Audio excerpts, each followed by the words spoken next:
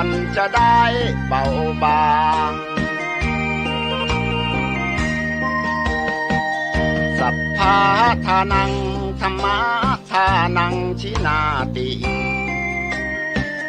ได้ฟังคำนี้ท่านทรงบ่งชี้หนึ่งไม่มีสองให้ทำเป็นทานสารต่อปัญญานำพาแสงส่องแสงธรรมชี้นำถูกต้องรับรองท่านต้องสุขใจ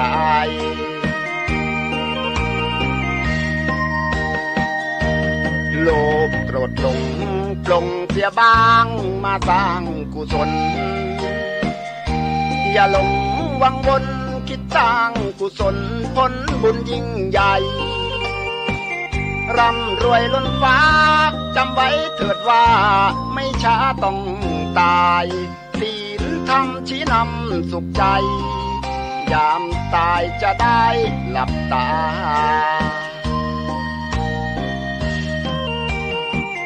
สัพพะทานังธรรมะทานังชินาติ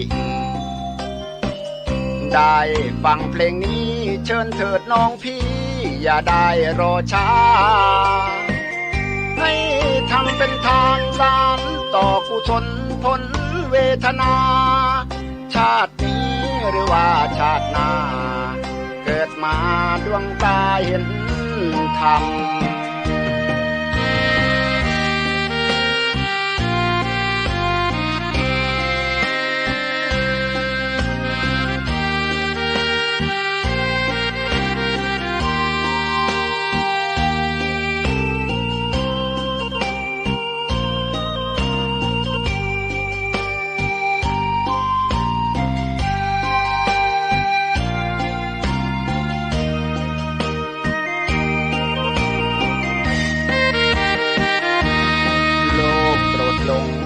ลงเสียบ้างมาสร้างกุศล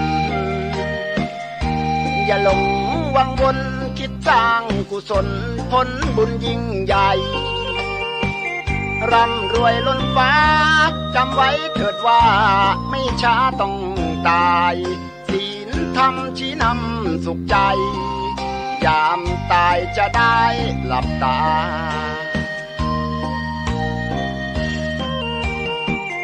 สัพพะทานังธรรมะทานังชินาติได้ฟังเพลงนี้เชิญเถิดน้องพี่อย่าได้รอช้าให้ทำเป็นทานสารต่อกุศลผลเวทนาชาตินี้หรือว่าชาติหน้าเกิดมาดวงตาเห็นธรรม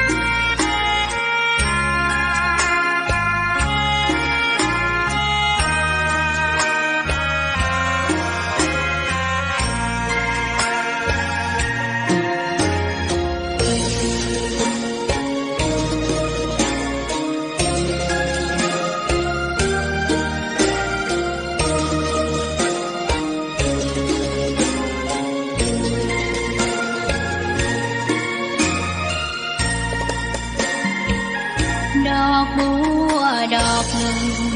ตึงใจไว้เพื่อบูชาแด่องค์พระศาสดาสัมมาสัมพุทธเจ้ามีความงามเงียบไม่เปรียบเทียบเขาเทียบเราใครมองไม่งามช่างเขาแต่เจ้าก็คือ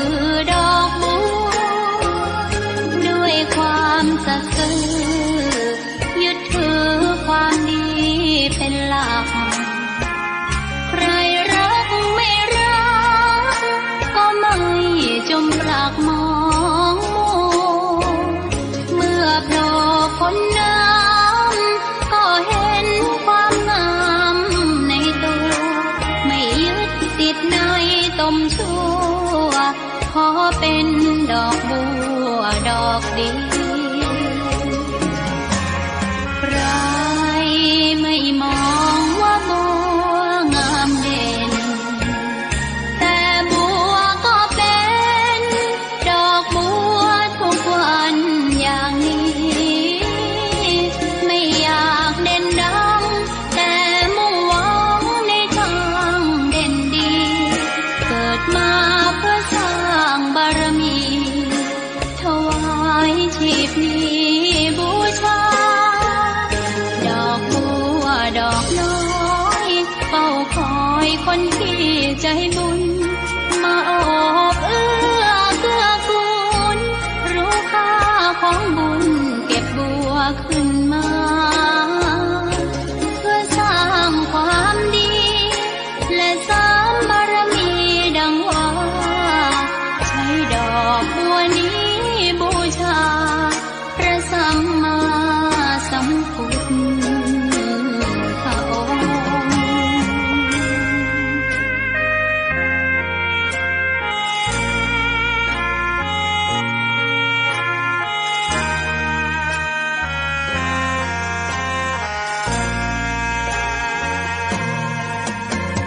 ใคร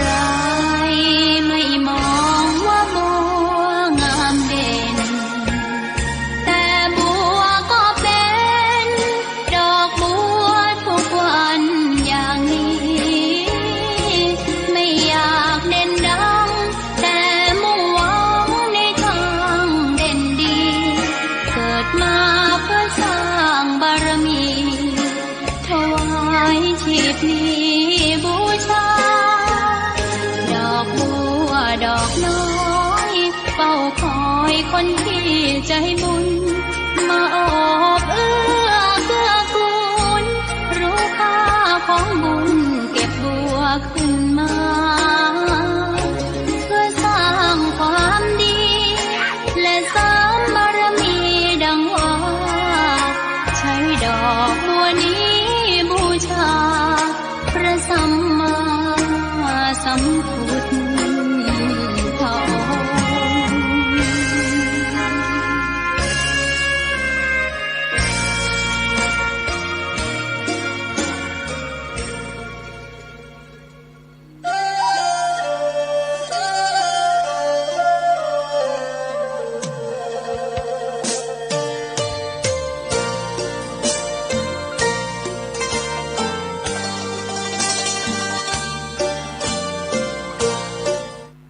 ขอถวายความเคารพพระมหาเถรานุเถระครูบาอาจารย์เจ้าทั้งหลายจุตนจุองค์เจริญสุขเจริญธรรมจงได้บังเกิดมีแก่ท่านพุทธศาสนิกชนทั้งหลาย ที่ได้สดับรับฟังเสียงธรรมสาระธรรมธรรมะตังสถานีวิทยุวัดป่าหินในระบบคลื่น FM 104.50 เมกะเฮิรตซ์ในเมื่อค่ำยามเย็นในวันนี้เป็นสาระเสียงธรรมของวัดสลีโสดาพระอารามหลวงจังหวัดเชียงใหม่โดยอัตมาภาพท่านพระครูปัญญาสังฆการได้มาดำเนินรายการมาพบพี่น้องท่านผู้ฟังทั้งหลายที่ได้สดับรับฟังกันอยู่ในมาค่ำยามเย็นในวันนี้ก็เป็นวันอังคารที่19พฤศจิกายนพุทธศักราช2567เป็นวันค่วน2ของสัปดาห์กลางเดือนพฤศจิกายนก็เหลือเวลาแถมมากี่วันกี่เดือนก็จะหมดสุดซอยเสี่ยงปี2567ในปีนี้ญาติโยมท่านสาธุชนทั้งหลายช่วงนี้ก็มีการสอบนักธรรม นักธรรมชั้นตรีก็สอบไปในช่วงปลายออกพรรษามาแล้วก็เว้นช่วงมาถึงการสอบนักธรรมชั้นโทชั้นเอกในระหว่างวันที่17ถึงวันที่18-19พฤศจิกายน2567วันอาทิตย์เป็นต้นมา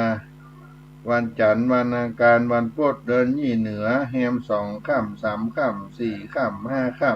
ำรวมเวลา4 วันญาติโยมที่ผ่านมาได้3 วันก็มีการสอบนักธรรมชั้นโทชั้นเอกในจังหวัดเชียงใหม่ก็มี3 สนามสอบสนามที่1คือวัดพระสิงห์วรมหาวิหารกลางเมืองเชียงใหม่สนามสอบแห่งที่2คือวัดเชตุพนอำเภอเมืองเชียงใหม่ที่ติดกับน้ำแม่ปิงวัดเชตุพนฝั่งน้ำปิงแล้วก็มาถึงวัดสลีโสดาแห่งที่3เป็นสนามสอบของอำเภอเมืองเชียงใหม่ก็มีคำสั่งของคณะสงฆ์จังหวัดเชียงใหม่มอบหมายพระเถรานุเถระครูบาอาจารย์ทั้งหลายได้รับคำสั่งเป็นคณะกรรมการสอบธรรมสนามหลวงนักธรรมชั้นโตชั้นเอกในปีพุทธศักราช2567ระหว่างวันที่17 18 19พฤศจิกายน2567ที่ได้แจ้งไปก็ตรงกับวันอาทิตย์วันจันทร์วันอังคารวันพุธวันนี้เป็นวันที่3ของการสอบธรรมะสอบนักธรรมวันแรกก็วิชากระทู้ธรรมญาติโยมวันที่17พฤศจิกายน2567แล้วก็วันที่2ของการสอบก็เป็นปัญหาวิชาธรรมะนักธรรมชั้นโทชั้นเอกวันที่18พฤศจิกายนวันที่3วันนี้วันอังคารที่19พฤศจิกายน2567ก็เป็นวิชาปัญหาวิชานักธรรมชั้นโทก็คืออนุพุทธประวัตินักธรรมชั้นเอกก็เป็นพุทธานุพุทธประวัติในการสอบในวันที่3วันนี้พวกนี้ก็เป็นวันสุดท้ายของการสอบธรรมสนามหลวงของจังหวัดเชียงใหม่ในวันที่19เนาะวันนี้วันที่19พวกกับวันที่20วันพุธก็จะเป็นวิชาวินัยมุข การสอบก็เป็นวันสุดท้ายก็มีพระมหาเถระจากต่างจังหวัดต่างกรุงเทพก็มาเยี่ยมทำสนามสอบแม่กองทำสนามสอบก็มอบหมายให้รองแม่กองทำสนามสอบวัดบวรนิเวศท่านพระเดชพระคุณพระธรรมวชิราพิรัตน์ได้มาเยี่ยมสนามสอบแล้วก็มีเจ้าคณะภาค6พระธรรมวชิโรดมนอกนั้นก็มีพระมหาเถระในอำเภอเมืองเชียงใหม่มาเยี่ยมสนามสอบในกรรมการสนามสอบของวัดสลีโสดานี่ก็มีกรรมการที่ปรึกษาของคณะสงฆ์จังหวัดเชียงใหม่หลวงพ่อพระธรรมเสนาบดีรองเจ้าคณะภาค7พระธรรมวชิระโกศลที่ปรึกษาเจ้าคณะภาค7พระเทพปริยัติเจ้าคณะที่ปรึกษาเจ้าคณะภาค7พระราชกิตติสุนทรที่ปรึกษาเจ้าคณะภาค7พระศรีศิลปาจารย์ที่ปรึกษาเจ้าคณะภาค7นอกนั้นก็เป็นกรรมการอำนวยการมีหลวงพ่อเจ้าคณะจังหวัดเชียงใหม่เป็นประธานรองเจ้าคณะจังหวัดเลขาเจ้าคณะจังหวัดเลขารองเจ้าคณะจังหวัดก็เป็นกรรมการอำนวยการ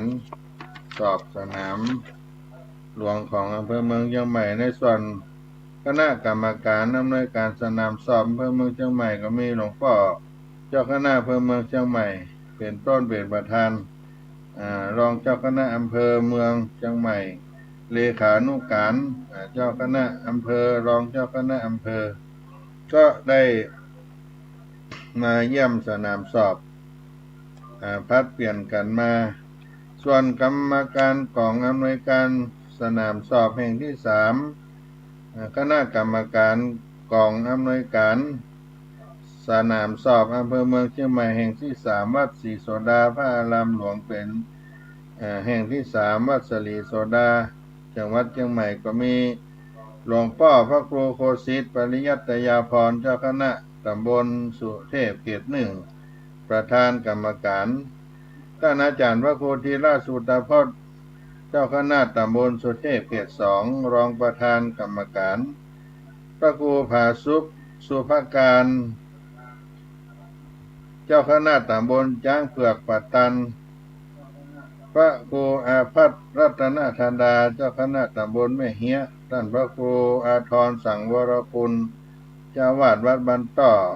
หลวงพ่อพระที่การขาวกันตะสีโลพระครู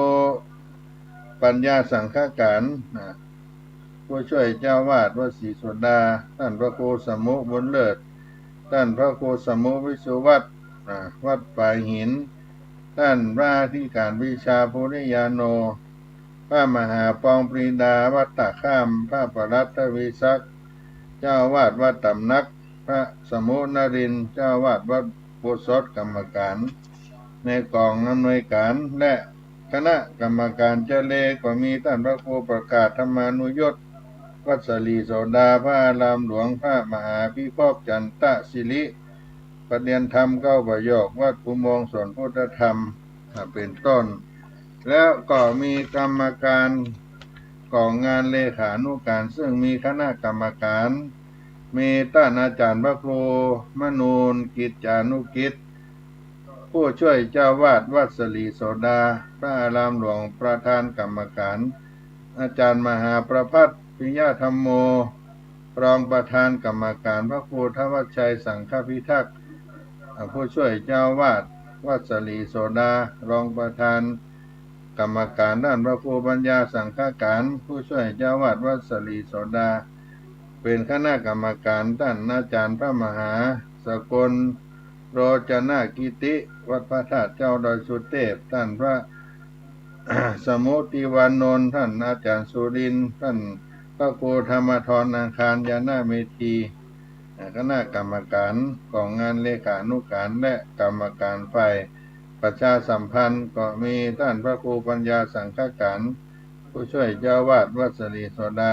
ประธานกรรมการด้านอาจารย์มหาประภัตปิยธรรมโมผู้ช่วยเจ้าวาดวัดศรีโสดาเป็นกรรมการรองประธานตลอดถึงคณะกรรมการคุมห้องสอบนักธรรมชั้นโทก็มีท่านพระครู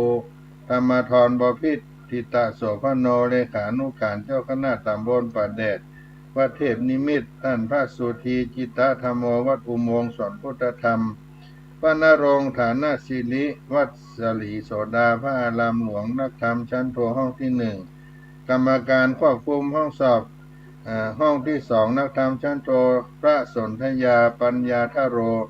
วัดร่ำเปิงตะโปธารามพระธนวินธนวัฒโนวัดศรีโสดาพระอารามหลวงพระวิจิตรฐานุตโรวัดโป่งน้อยกรรมการควบคุมห้องสอบห้องที่3นักธรรมชั้นโทพระครูสังฆรักษ์ประเสริฐสิริธรรมโมวัดอุโมงค์สอนพุทธธรรมพระคิราภัตปะสาโทวัดลำเปิงตะโปธารามพระวรากรอภิกุสโลวัดศรีโสดาพระอารามหลวงเชียงใหม่เป็นกรรมการควบคุมห้องสอบห้องที่3นักธรรมชั้นโทคณะกรรมการควบคุมห้องสอบห้องที่4นักธรรมชั้นโทพระมนตรีสันติมันโตวัดอุโมงค์สอนพุทธธรรมพระชูเกียรติโชติโกวัดโป่งน้อยพระสุทธิพงศ์สุทธิมโนวัดศรีโสดาพระอารามหลวงคณะกรรมการควบคุมห้องสอบห้องที่5นักธรรมชั้นโทท่านพระประเสริฐจิรเศรษโถวัดศรีโสดาพระอารามหลวง พระวรวุฒิสุมังคโลวัดโป่งน้อยพระเทวสิกรินทร์ปิยมโนวัดลำเปิงตะโพธารามคณะกรรมการควบคุมห้องสอบนักธรรมชั้นเอกกรรมการควบคุมห้องสอบห้องที่หนึ่งนักธรรมชั้นเอกพระวีรพรสุเมโทวัดป่าแดงมหาวิหารพระพงศกรข้าเวสโกวัดลำเปิงตะโพธารามพระจีรทิพย์จิรธรรมโมวัดศรีโสดาพระอารามหลวงคณะกรรมการควบคุมห้องสอบห้องที่สองนักธรรมชั้นเอกพระวีรยุทธสุเมโทวัดโป่งน้อยพระธนงวดอาชิโตวัดศรีโสดาพระอารามหลวงพระมหาสมนึกภูมิพโลวัดลำเปิงตะโพธารามทั้งหมดมี7 ห้องห้องนักธรรมชั้นโท5 ห้องนักธรรมชั้นเอก2 ห้องเป็นกรรมการจำนวนพวกเขาสอบทำสนามหลวงนักธรรมชั้นโทชั้นเอกประจำปีพุทธศักราช 2567 ได้ทำการสอบสนามสอบแห่งที่3วัดศรีโสดาพระอารามหลวงนักธรรมชั้นโทจำนวน5 ห้อง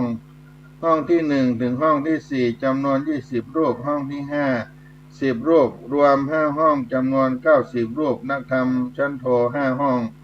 นักธรรมชั้นเอก2 ห้องห้องที่1 20ห้องที่2 15รวม2 ห้องจำนวน35 รูป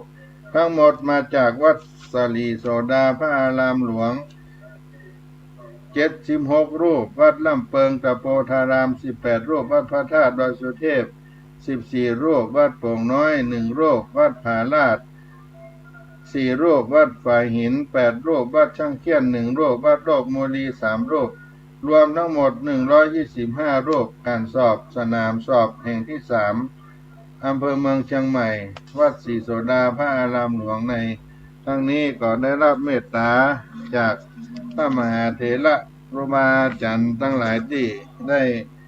เดินทางมาเยี่ยมสนามสอบกันหลายตนหลายองค์ก็ได้เดินทางมาจากวัดวาอารามในอำเภอเมืองเชียงใหม่แล้วก็ได้มีเมตตา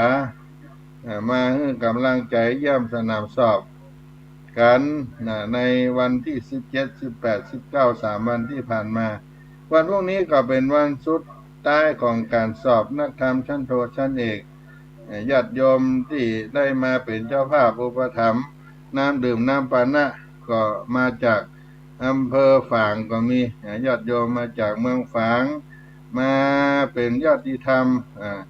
ของการถวายน้ำดื่มน้ำปานะอันนี้ก็เป็นที่น่าอนุโมทนากับญาติโยมมีจิตศรัทธาส่วนว่าท่านทั้งหลายจะมีโอกาสได้สร้างบุญถวายน้ำดื่มน้ำปานะก็เหลือวันพรุ่งแต่วันหนึ่งจะได้สนับสนุนส่งเสริมให้กับพระภิกษุสามเณรได้มีกำลังใจในการสอบนักธรรมเพราะได้ศึกษาเรื่องพุทธประวัติเรื่องธรรมะการบรรยายธรรมะเรื่องวินัยข้อวัดปฏิบัติเป็น4 วิชาที่จะต้องเป็นความรู้ให้แก่พระเนรเอาไว้ใช้ในชีวิตประจำวันและนอกจากนั้นก็ยังเป็นการให้เอานำไปแสดงธรรมเผยแผ่ธรรมแก่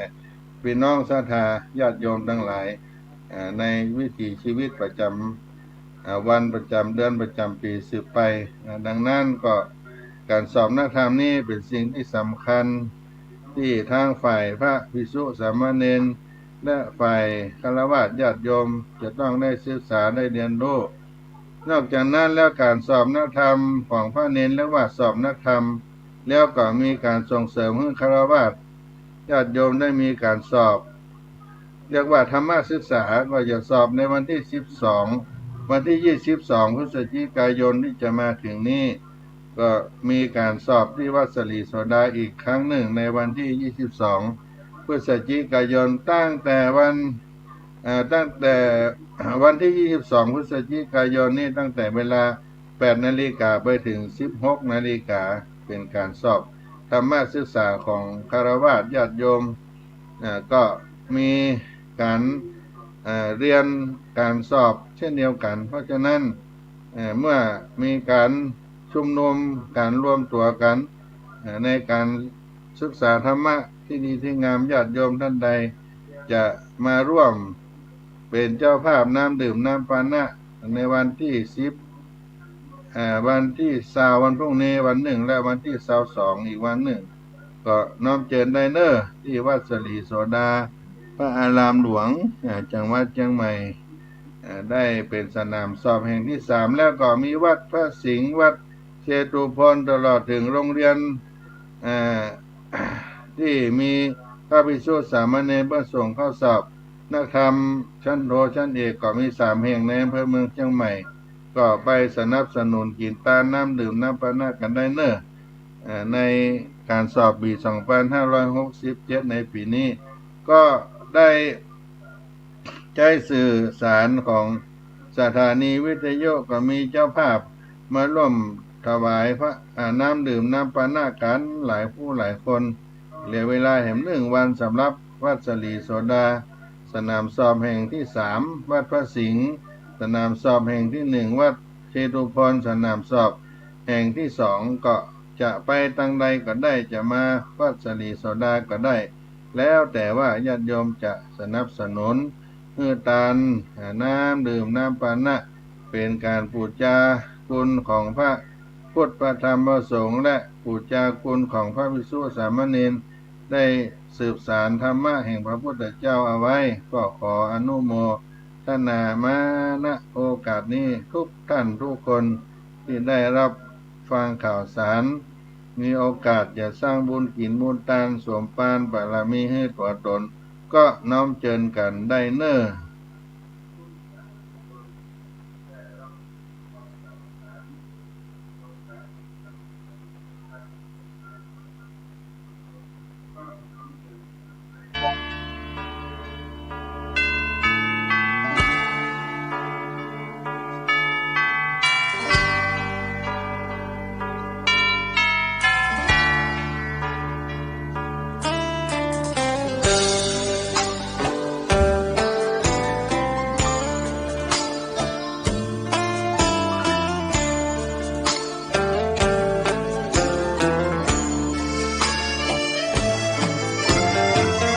เชิญชวนทุกท่านเข้าวัดเข้าวา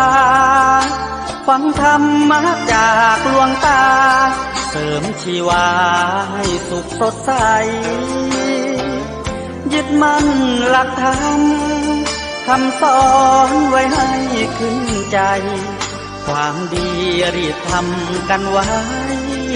หญิงชายอย่าได้นายนี้เชิญชวนทุกท่านเข้าวัดเข้าวาทำบุญด้วยจิตศรัทธาบุญพาให้เราสุขีจะทำการใดนำใช้ในสิ่งดีทำบุญให้ทานวันนี้ไม่มีใครว่าใครชังสมัย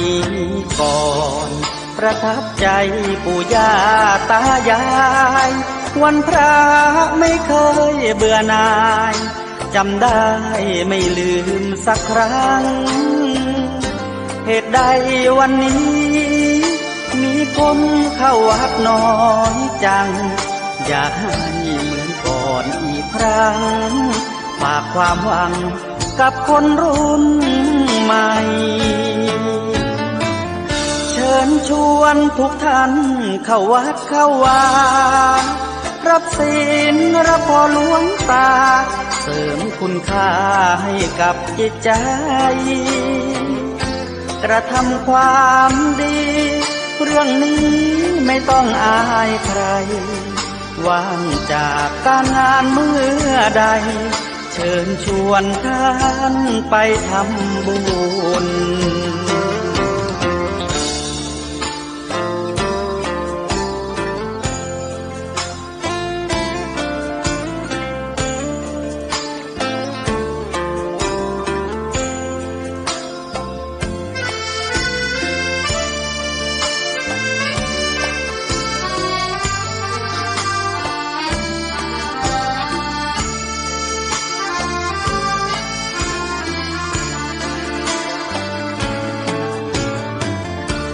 ญชวนทุกท่านเข้าวัดเข้าวารับศีลรับพรหลวงตาเสริมคุณค่าให้กับจิตใจกระทำความดีเรื่องนี้ไม่ต้องอายใครว่างจากการงานเมื่อใดเชิญชวนท่านไปทำบุญกระทำความดีเรื่องนี้ไม่ต้องอายใครฝากเพลงเชิญชวนยิ่งชายอย่าอายเรื่องการทำบุญ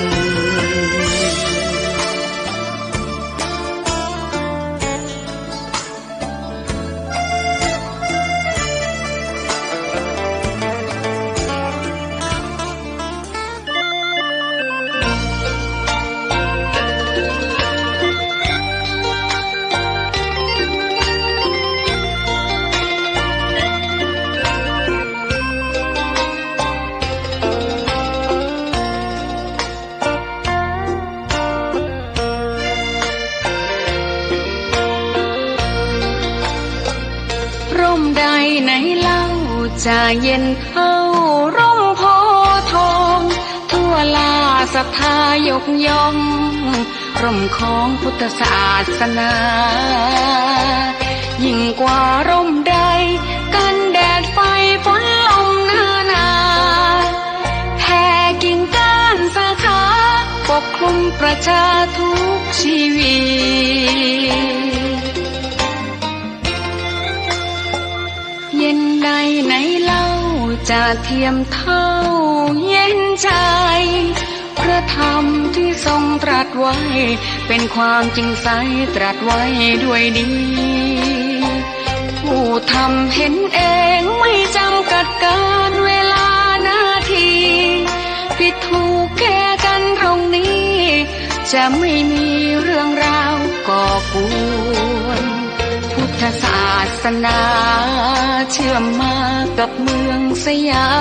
มวัดบ้านโรงเรียนเขตคามปฏิบัติตามแม่ยามเรรวนคิดทำสิ่งใดเป็นไปเพื่อประโยชน์ทั้งมวลทำดีละสิ่งยั่วยวนขนึงครวญทางสายกลางชนะในเล่าจะเทียมเท่าชนะตนยิ่งใหญ่ในทุกแห่งหนยิ่งกว่าชนะคนในสงครามไม่มีกลับแพ้ไม่มีเรื่องแย่มาลุกลามประพฤติปฏิบัติตามองค์สัมมาสัมพุทธเจ้า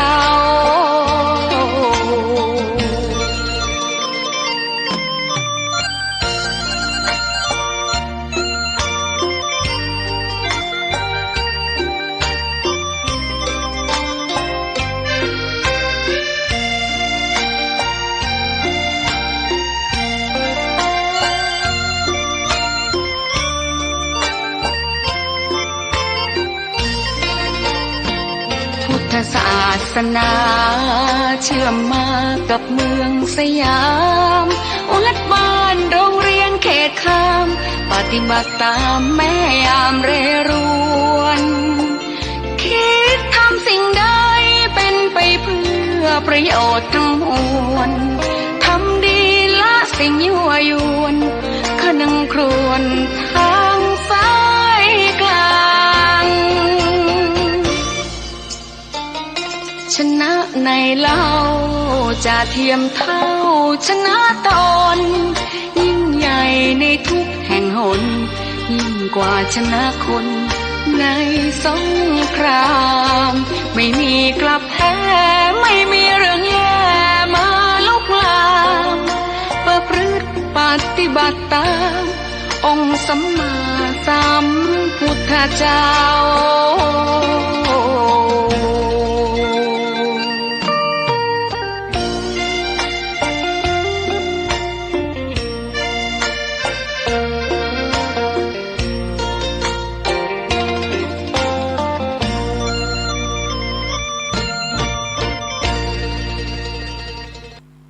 มา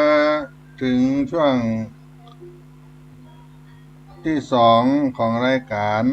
สาระเสียงธรรมวัดสลีโสดาพระอารามหลวงจังหวัดเชียงใหม่โดยอาตมาภาพท่านพระครูปัญญาสังฆการได้มาพบกับพ่อแม่พี่น้องศรัทธาทั้งหลายที่ได้สดับรับฟังกันอยู่ในเมื่อค่ำยามเย็นในวันนี้ก็อู้ถึงการสอบนักธรรมไปท่านใดจะมาอุปถัมภ์ในการสอบกับพระภิกษุสามเณรก็พากันมากันได้เนอะเพราะว่าในการสอบนักธรรมนี้ก็ให้พระสงฆ์สามเณรได้เรียนรู้การศึกษาวิชาธรรมะในหลักสูตรที่ได้ห้ามได้เรียนเป็นความรู้ของสมณะพระภิกษุสามเณรก็จะเมื่อเรียนแล้วก็จะต้องมีการสอบว่าเรามีภูมิรู้ภูมิธรรมประการใดซึ่งในหลักสูตรนั้นก็ได้มีการตั้งหลักสูตรขึ้นมาเมื่อนานพอสมควรหลายนับเป็น100 ปีผ่านมาแล้วญาติโยมแล้วก็มีการปรับปรุงกันขึ้นมาเรื่อยๆในวิชาความรู้ที่สมเด็จพระมหาสมณะเจ้ากรมพระวชิรยานวโรรสทรงได้ดำริจัดตั้งการศึกษานักธรรมขึ้นมาเพื่อให้ภิกษุสามเณรได้มีความรู้ธรรมะวินัยสมกับภูมิของตัวเก่า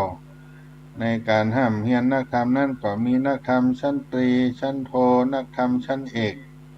นักธรรมชั้นตรีก็เพื่อให้ได้ศึกษาเราเรียนซึ่งยังอยู่ในภูมินวกะมีพรรษาย่อนต่ำ5 พรรษามีความรู้ธรรมวินัยพอรักษาความเป็นสมณะสารูปของตัวเก่าได้ในนักธรรมชั้นตรีและนักธรรมชั้นโทก็เพื่อให้ได้ศึกษาเราเรียนซึ่งอยู่ในภูมิธรรมมัชชิมะมีพรรษาเกิน5 พรรษามีความรู้ธรรมวินัยละเอียดกว้างขวางออกไปมีความรู้กว้างขวางออกไปและแนะนำให้กับผู้อื่นได้นี่ถ้าเราจบนักธรรมชั้นโทแล้วและนักธรรมชั้นเอกที่ได้ศึกษาเราเรียนซึ่งภูมิในพระเถระในภูมิพระเถระที่มีพรรษาเกิน10มีความรู้ธรรมวินัยละเอียดลึกซึ้ง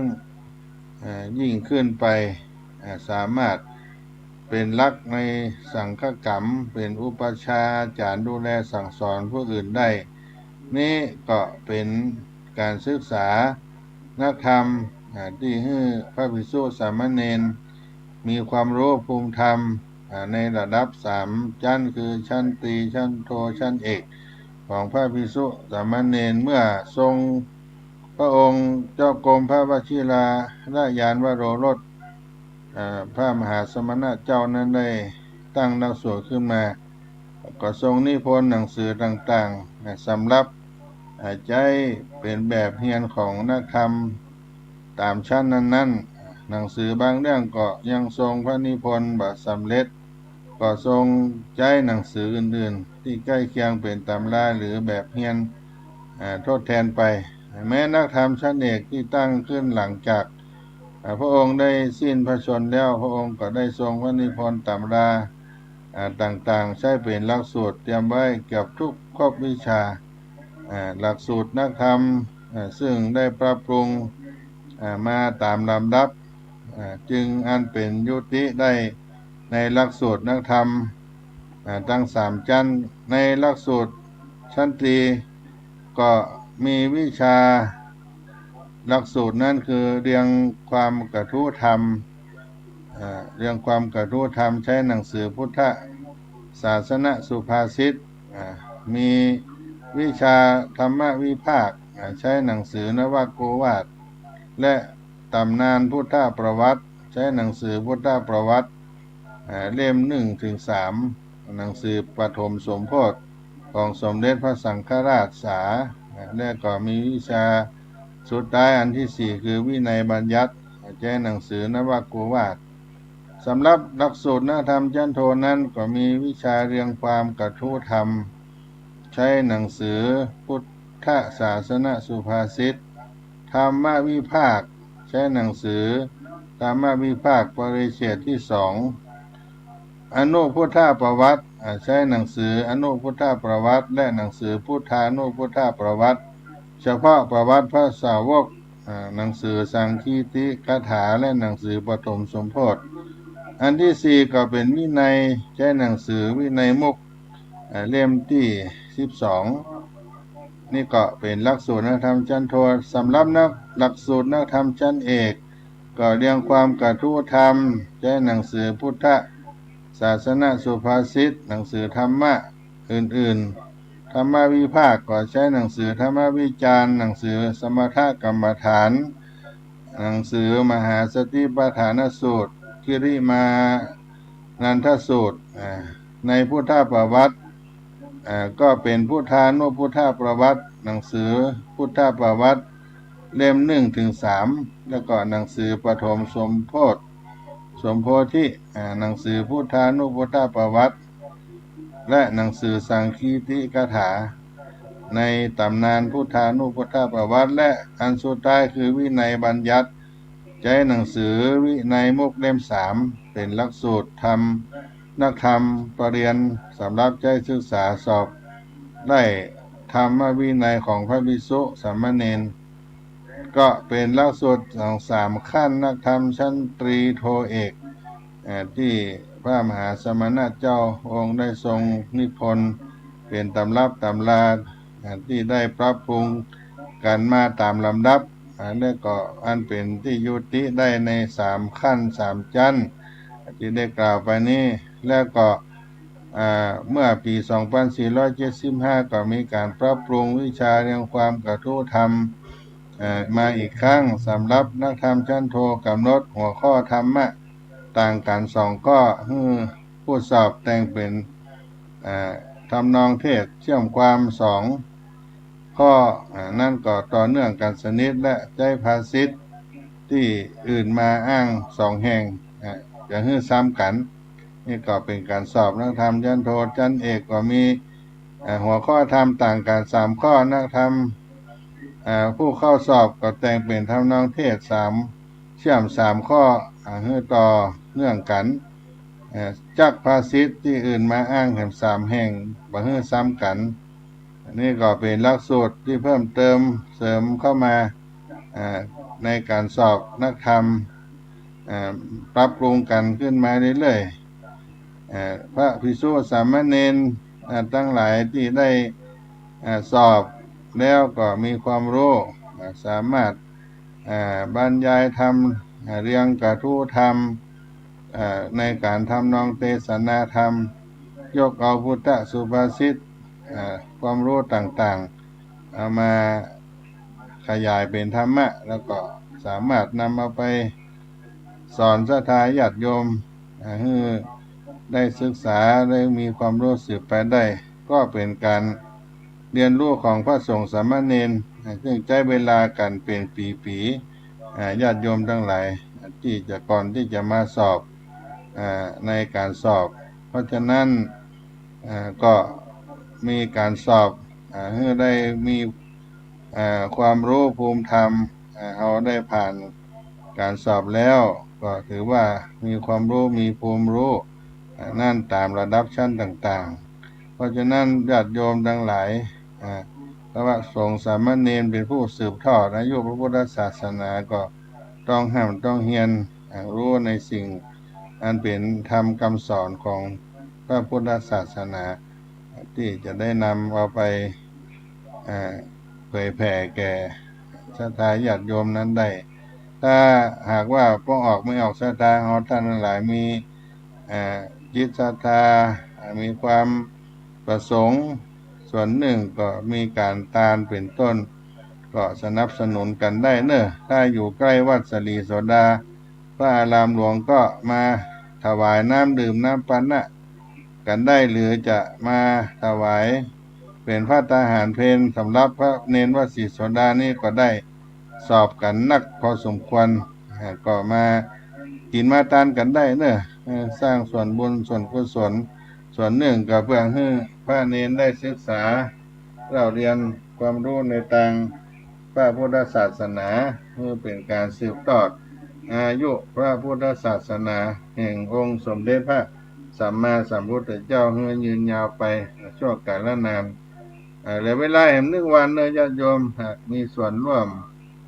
สร้างบุญสร้างบารมีก็ขอฝากบอกบุญกุศลมาทางสถานีวิทยุวัดฝ่ายเห็น104.50 เมกะเฮิรตซ์แห่งนี้เป็นสะพานบุญเชื่อมบุญให้กับญาติโยมทั้งหลายที่ได้สดับรับฟังกันอยู่แต่ว่าก็มีศรัทธาญาติโยมจากอำเภอฝางนะอยู่ใกล้ได้ทราบข่าวมาจากสถานีวิทยุจากเมืองฝางชัยปราการเพิ่นก็พากันมา2-3 กันรถเอาน้ำดื่มน้ำปานะน้ำเขียวน้ำส้มน้ำหวานที่เป็นปานะเอามาทานหลายร้อยหลายอันชุดเนาะพระเนนที่เข้าสอบก็ได้ฉันน้ำดื่มน้ำปานะก็อิ่มบุญอิ่มกุศลกันไปที่ได้เดินทางมาวันพรุ่งนี้ก็เป็นวันสุดท้ายถ้าหากท่านใดสนใจจะสร้างบุญสร้างกุศลก็มาร่วมบุญกันได้เนอะสำหรับวันนี้ก็ใช้เวลาล่วงมาสู่ท้ายรายการก็จะได้ล่ำลาพี่น้องท่านคนฟังทั้งหลายไปเพียงเท่านี้ก่อนก็มาพบกันได้ในรายการเสียงธรรมวัดสลีโสดาวันต่อไปท่านใดอยากจะมากินมาทานมาหาท่านพระครูปัญญาสังฆการที่วัดสลีโสดานี้ก็ได้จะไปทานที่วัดพระสิงห์ก็ได้วัดเชตุพนก็ได้ขึ้นมาที่บนดอยสุเทพตีนดอยสุเทพก็มีวัดสลีโสดาอนุสาวรีย์ครูบาเจ้าศรีวิจัยมาที่อาคาร100 ปีชั้น 2กองอำนวยการกองงานเลขาสนามสอบสนามแห่งที่3จังหวัดเชียงใหม่มากินมาทานกันได้เนอะขอความสุขสดดีจงมีแก่พี่น้องท่านคนฟังจุผู้ในคนจัตตาโลธรรมาวัฏันติอายุวันโนสุขังพลัง